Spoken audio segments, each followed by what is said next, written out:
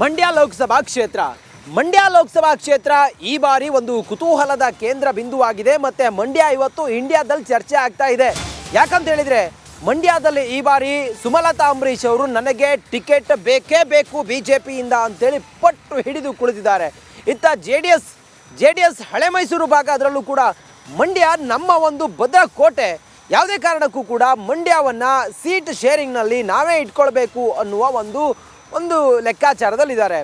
ಆದರೆ ರಿಪಬ್ಲಿಕ್ ಕನ್ನಡದ ಇಂಟರ್ವ್ಯೂನಲ್ಲಿ, ಸಂದರ್ಶನದಲ್ಲಿ ಮಂಡ್ಯದ ಸಿಟ್ಟಿಂಗ್ MP ಸುಮಲತಾ ಅಂಬರೀಶ್ ಅವರು ಏನೇ ಆಗಲಿ ಮಂಡ್ಯವನ್ನು ನಾವು JDSಗೆ ಬಿಟ್ಕೊಡುವಂಥ ಪ್ರಶ್ನೆ ಇಲ್ಲ, ನನಗೆ ಟಿಕೆಟ್ ಸಿಗುತ್ತೆ, ನಾನು ಮಾತಾಡಿದ್ದೀನಿ, ನನಗೆ ಸಂಪೂರ್ಣ ಭರವಸೆ ಇದೆ ಅಂಥೇಳಿ ರಿಪಬ್ಲಿಕ್ ಕನ್ನಡದ ಸಂದರ್ಶನದಲ್ಲಿ ಎಕ್ಸ್ಕ್ಲೂಸಿವ್ ಆಗಿ ಮಾತಾಡಿದ್ದಾರೆ.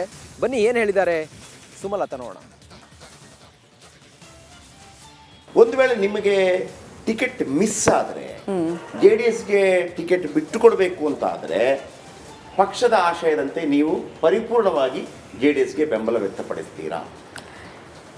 ಇದು seems to be the $1 million question.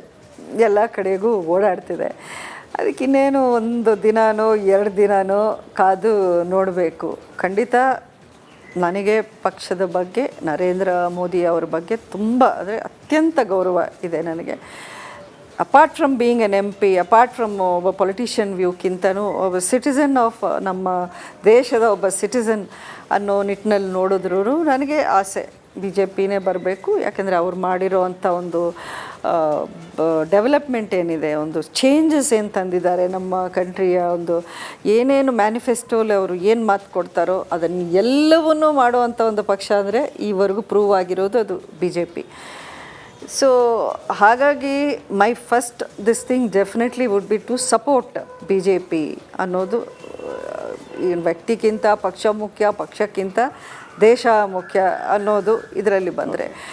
But ಈಗ ಈ ಪ್ರಶ್ನೆಗೆ ನಾನು ಇನ್ನೂ ಡೀಪಾಗಿ ಹೇಳಬೇಕು ಅಂದರೆ, ಲಾಸ್ಟ್ ಟೈಮ್ ಆಲ್ಸೋ ನಾನು ಕಾಂಗ್ರೆಸ್ನ ಅಪ್ರೋಚ್ ಮಾಡಿ, ನೀವು ನನಗೆ ಸೀಟ್ ಕೊಟ್ಟರೆ ಕಾಂಗ್ರೆಸ್ ಇಲ್ಲಿ ಗೆಲ್ಲೋ ಅಂಥ ಒಂದು ಸೀಟು, ಇಲ್ಲಾಂದರೆ ನೀವು ಬಿಟ್ಕೊಟ್ಟಂಗಾಗತ್ತೆ ಅಂತ ಹೇಳಿದಾಗ ಅವರು ಬೇರೆ ಡಿಸಿಷನ್ ತಗೊಂಡ್ರು.